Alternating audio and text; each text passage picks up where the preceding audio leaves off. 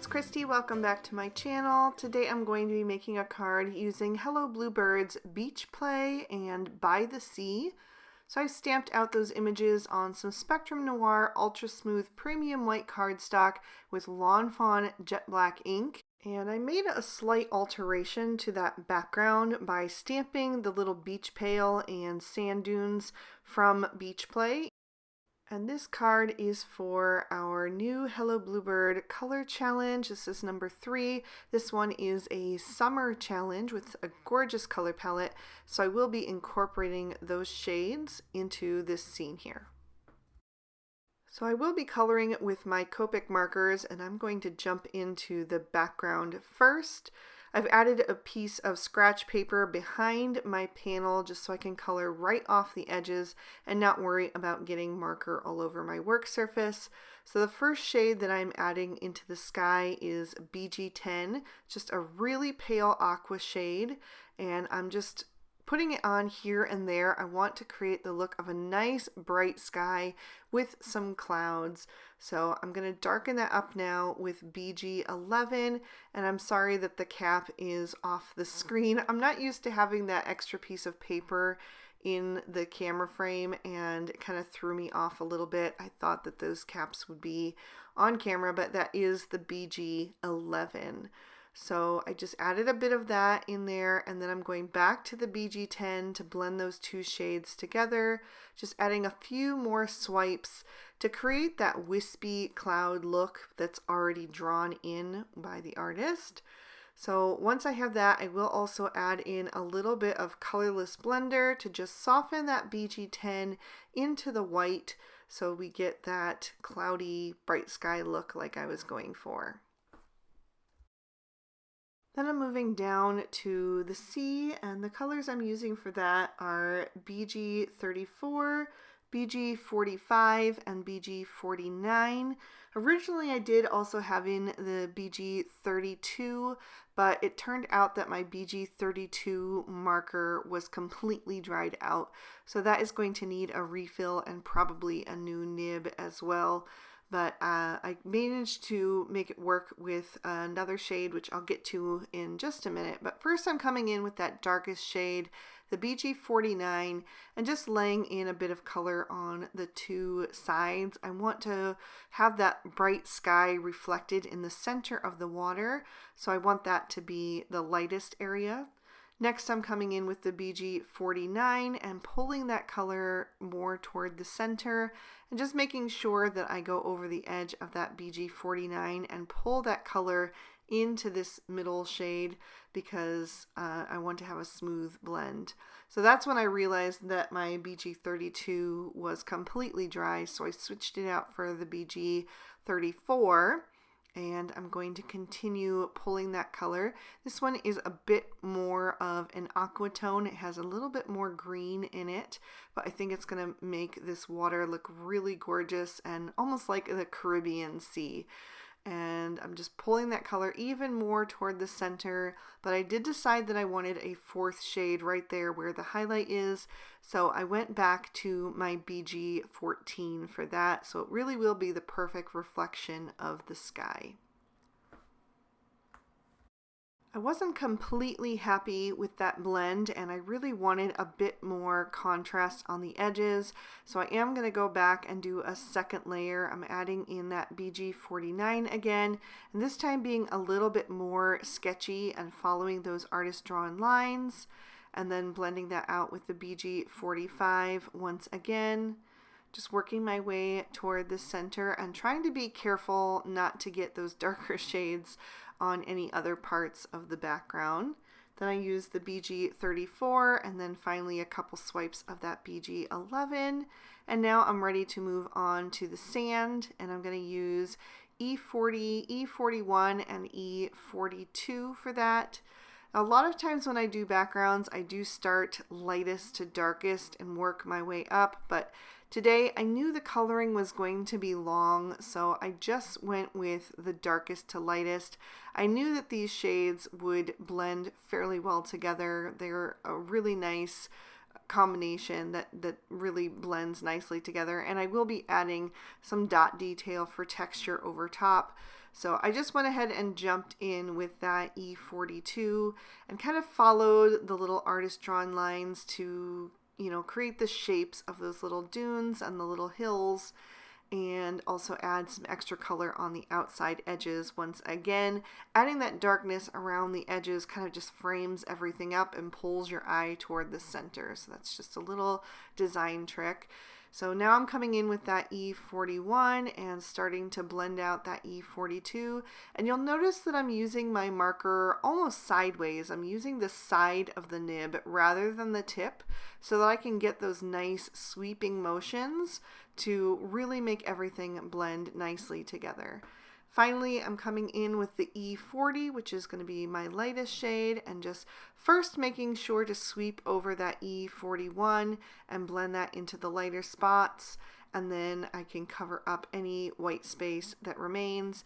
And I did just pretty much go over those sea grasses. I knew that these beige tones were light enough that if I used a strong enough green to color them in later on, you wouldn't even be able to tell that I covered them up. So I just went ahead. It's a lot easier not to have to worry about them when you're doing this kind of sweeping motion. So once again, I am going back and adding a second layer to this sand and just creating a bit more definition with that E42, sweeping in that color from the sides as well, like I mentioned. And then I'll go back to that E41 and just sweep over again using the side of that nib, and then a little bit more of that E40 as well. Not everywhere, but just in a few places where I felt like the blend needed to be a bit smoother. And about here was where I realized that my marker caps weren't really showing, so I zoomed out just a tiny bit. And then I'm going to use these three shades to color in the sandcastle while I have them out. I thought it was easier than to pull all the markers back out again, since I wanted them to be the exact same shade as the sand. So I'm just starting at the bottom with the E42, adding a bit of color, also coloring in the little windows, and then sweeping up higher with the E41 and then the E40. And then I went back and did the doorway with the E42 as well, did a second layer on the windows, and then I'm going to do the same with the little single tower of the sandcastle. And then I'm going to darken that up with E43, E44, and E47 for the dot detail, just using the very tip of that marker and doing tiny little dots to add that sandy texture. So I'm starting with that E47 and just adding it in a few places, and then I'll swap to the E44 and add a few more, and then I'll add the E43 as well. And my E43 was recently refilled, so it did was a little bit leaky, and so I am going to have to pull the other cap off in just a minute to equalize that pressure. But I also did color in the windows and door once again just to make them a little bit darker. And then I'm going to switch back to the background and add the dot detail on that as well. And I'm also going to add a bit more shading to those far cliffs and color in the wood pilings that kind of make up the railing over by the water. So just using that E47 once again, kind of following the shape of the dunes and adding that dot detail. And then I'll also just pick a few extra places to add it here and there where I think it might look good, especially more down toward the bottom of the scene. And then I will switch to the E44 and just repeat that process, adding in a few extra dots so that it has, a few tones in there to give it more interest. Trying to do some larger and smaller dots just to break up, the uniformity and make it look a bit more realistic, and just continuing to follow those shapes. And I always do try to make the dots smaller as they're farther away so that it kind of gives that look of distance, and then I get a little bit larger with the dots as they come forward on the scene towards the bottom. So now I'm using that E43 and just adding a few remaining little dots to just tie the whole thing together. And once I'm done with that, I'm also going to finish off those cliffs. I kind of forgot about them while I was doing the dot detail, and also the wood pilings. I'm going to finish those, adding that E44 in the center and then the E43 on the left. So for the seagrasses, like I mentioned, I was going to go with some darker greens, and I chose G24 and G29. A lot of these are going to get covered up by the images later on, so I didn't devote too much time to really making these have a nice blend. They're also really skinny, so it's kind of hard to make them blend really nice. I'm also going to color the grassy tops of the cliffs. You could also do it as sand, but I decided to do it as grass just to kind of break up the scene a bit more. So I did the G29 at the bottom of each stem of grass, and then I'm putting the G24 at the top and finishing off those little distant cliffs with that G24 as well. So now you can see, like, you can't even tell that I colored over those with the beige markers earlier. And then for the lighthouse, I'm going to just go with a white and black lighthouse because I didn't want to add in extra color aside from the color challenge. I wanted that to be like what really pops on the card. So I just went basic on the lighthouse, using N0 and N1 for the body of the lighthouse to make that look white with just a little bit of shading on there. And then for the black parts, I'm going to use N3, N5, and N7. And I'm adding my shadows on the left of the scene, or of the tower, and then blending toward the right with the N5, carrying that across. And then I'll add a highlight on the right hand side with the N3 and fill in the roof part as well. And then I'm going to switch to some yellows. So now the yellow is one of the colors in that color palette for the challenge. I'm using Y11, Y13, and Y15, and I'm going to do the light in the lighthouse and also the little windows and the starfish that is on the sand there. Just adding all three of those shades. The starfish, I only did the darkest two because there wasn't really room. And then I'm going to switch back over to my second panel and give the bear a little yellow shovel, just to have that color tied in one more place since it is one of the challenge colors. Then I will switch back to my background, and the next color in the color challenge is a really pretty bright lime green. So I went with YG03, YG05, and YG07 for that, and I'm going to do the bucket that is in the sand. And I just thought it would be fun to have that in the background already rather than having to die cut it out and then add it to the scene later on. So that's why I went ahead and altered that background. It just fit perfectly in that spot. So I just colored that in with those shades. And then I'm also going to do the seashell down toward the front of the scene with those colors to have those represented somewhere else on the background as well. And that is actually going to finish up the background. So now I can switch to the second panel with the little critters. And for this, I'm going to start with my fox. And I'm going to do him using YR12, YR14, and YR18. This is traditionally the go-to combo that I use for foxes. Recently, I have been adding in an extra shade to give a bit of extra depth, but I wanted this card to be super bright and vibrant, so I decided not to add in that extra marker. I think it was E19 or E18. I can't remember right now, but it just made him a little bit too dark for this particular scene. I wanted everything to be lighter and brighter as it's at the beach. So I am going to leave him some little white socks on his feet and his paws, and of course the tip of his tail and the lower part of his face. So I'm just coloring him in with those three shades, and I'll fill in the rest of his tail as well with that YR12. He wasn't quite vibrant enough for me though, so I am going to do a second layer on him off screen.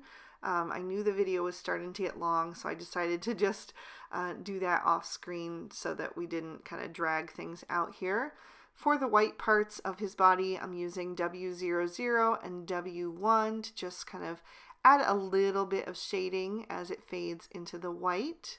And then I'm also going to use those two shades for the bunny. So I wanted to have a really soft gray bunny. So I'm going back to the W1 and adding my shading on the back of his body so I can keep the highlight on the face. And then I'm blending out with the W00, and I am going to leave a little bit of white on his face and belly for some more contrast.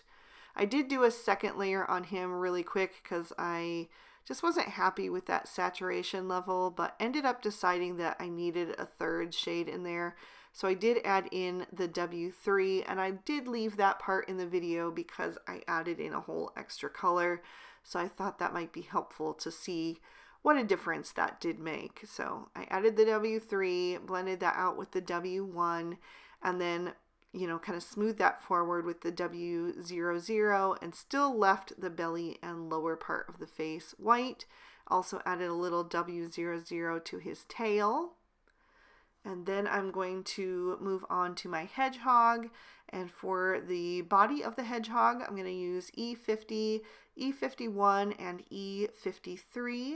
Putting that E53 closest to the little spikes on the body, where those would be casting a shadow probably on him, and also that way I can keep his face nice and highlighted.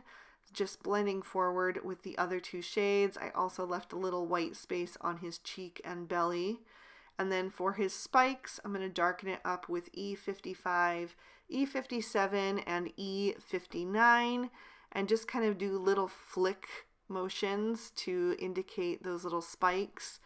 And I'm not going to color that in completely. I will leave some little white places kind of showing through to be like little highlights on the spikes as well. So just a couple in there. Although I did go back with that E59 and add a bit more of the dark spikes just to kind of reinforce those and add more contrast. Then I'm going to move on to my bear, and I'm actually going to use the same marker shades. I'm going to be a bit more heavy-handed with the darker shades though, so that he ends up being a little bit of a darker brown bear. So I'm laying in my shadows down his back with that E59, also on the back of his opposite leg, a little bit on his ear and the underside of his arm. And then I'm going to start to blend that out with the E57, just making sure to really scrub over the edge of that E59 so I don't leave a harsh line there. I want to have a nice smooth blend because these are furry critters, so their hair is nice and soft. So I'm going to just continue coloring with the E55 then. I'm going to skip over his muzzle. I want that to be a little bit of a lighter shade. And also his belly I wanted to be lighter, so I'm going to skip over that as well. But I'm just scrubbing over the edge of that E57 in those little circular motions, and then filling in the rest of him that I want to be with this darker brown combo. I'm going to finish off his other arm as well. And then I'm going to just go over any kind of remaining places where I felt like the blend wasn't completely smooth. And then I'll add in the E53 for his muzzle and his throat and his belly. And I did do a second layer on the bear as well off screen. And now I'm ready to bring in the last color from the color challenge, which is a nice hot pink. I'm going to use RV04, RV06, and RV09. And I'm going to do the little fox's swimsuit. So the colors in the color challenge were a hot pink, a yellow, a lime green, and a turquoise. So the turquoise I have represented in the water, and then this is the last shade then that I needed to add in. So I'm just putting that RV09 toward the back of the swimsuit, and then blending forward with the RV06, and then the RV04. And I did do a second layer on that as well, just real quick and easy, Just blending that forward to make sure everything was nice and smooth. And I'll add more detail to this bathing suit later on. But for now, I'm going to skip over to the bunny's pail just to tie that pink in somewhere else. And I'm going to color that. I'm just flipping my shadows so that it matches the body of the bunny that I've already colored, with the shadows on the left and the highlight on the right. And then I'm going to use RV00 and RV10 to color in the insides of their ears and give them some rosy cheeks. I just started with the RV10 and then blended out with the RV00. And then for the bear, it wasn't dark enough to show, so I used the RV13 for his darkest and blended that out with the RV10. And then I wanted to tie the last little shovel that the fox is holding into that turquoise water. So I used BG13 and BG15. I didn't want it to be the exact same shade as the ocean. I needed it to stand out a bit. So I just used very complementary colors. Then I'm going to grab a black Sakura Jelly Roll pen and just go over the eye of my bear. And then I'll trim the images out with their matching dies. For the sentiment, I'm going to use some Lawn Fawn plastic flamingo ink to stamp out Sending Sunshine, which is from the Beach Play stamp set. And I'm going to stamp that down twice to make sure it is nice and bold. And then I can set that aside, and I will add my card base to the inside so I can stamp on that using some Lawn Fawn fish tank ink. And the card base is made with Lawn Fawn peacock cardstock. So I'm stamping out the little bear and skunk image, and then the sentiment that says sunshine and good times. And I did stamp that down twice, and then I did the sentiment a third time. And then I am going to just trim down that background piece a tiny bit using the Lawn Fawn outside in stitch rectangle stackables. That's going to give me some nice stitching detail on the outside edges, and also just trim off a little bit of a border so that when I add it to my card base, I get that beautiful pop of turquoise on the outside edges. So I'm adhering that down to the card base with my Barely Art Precision Craft Glue, just making sure it's lined up nice and straight on the card. And then I can bring in my images. I'm going to start with the bear since he's the largest one, and I'm going to add him down in the lower right side of the scene, just trying to make sure that I have him just where I want him. I didn't want him to be overlapping that seashell, so I just put him up a little bit higher. And then I'm going to take the fox and I'm going to add her over near the top of the sand dunes. So just kind of right in front of that green little bucket there. And then I'm going to use the sandcastle as a placeholder so that I can adhere my little hedgehog there. Just kind of figuring out exactly where I want that to go and making sure I have everything kind of spaced how I want it. So the sandcastle is going to overlap the bottom of the fox's feet a tiny bit, but that's okay. It kind of pushes the fox back further into the scene and just makes it look a little bit more layered, which is kind of nice. And then I have the bunny, which I'm going to add over on the lower right corner to kind of balance out the bear and just fill in that empty spot. And then I have that little sandcastle tower, and I wasn't sure which place I wanted to put it. I knew I wanted to put it over on the right, but it was either going to go more towards the top or towards the bottom of the scene. But I decided to put it more toward the bottom because that's kind of where these critters were playing. So I kind of overlapped the bear a little bit, which pushes him back further in the scene, and I just liked the look of that. So I die cut my sentiment using the Lawn Fawn Everyday Sentiment banners. I'm going to add some liquid glue to the back of that, kind of get it positioned where I want it on the card. And I didn't want to overlap those little birds in the top corner, so I put it a little bit lower. It's kind of pointing towards the fox, which draws your eye towards the images. And then I wanted to add some details like I mentioned. So I'm going to take a white Sakura Jelly Roll pen and just add some polka dots to the fox's bathing suit. Just doing little circular dots to just add a little punchiness to it, give it a little more personality and uniqueness. And then I also decided to add some little kind of shine marks to the buckets. So I'm just doing a little line and a dot on each of those, on those sand pails, and then also doing a little shine mark on the shovels as well.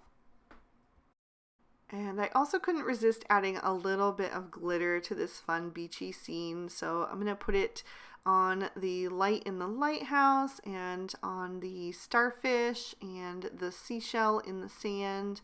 And then I'm also just going to add a few little dots here and there in the sand to add some sparkle, like, you know, the little grains of sand that sparkle in the sun. So it's just a tiny little accent, but it'll look real pretty when you tip it into the light.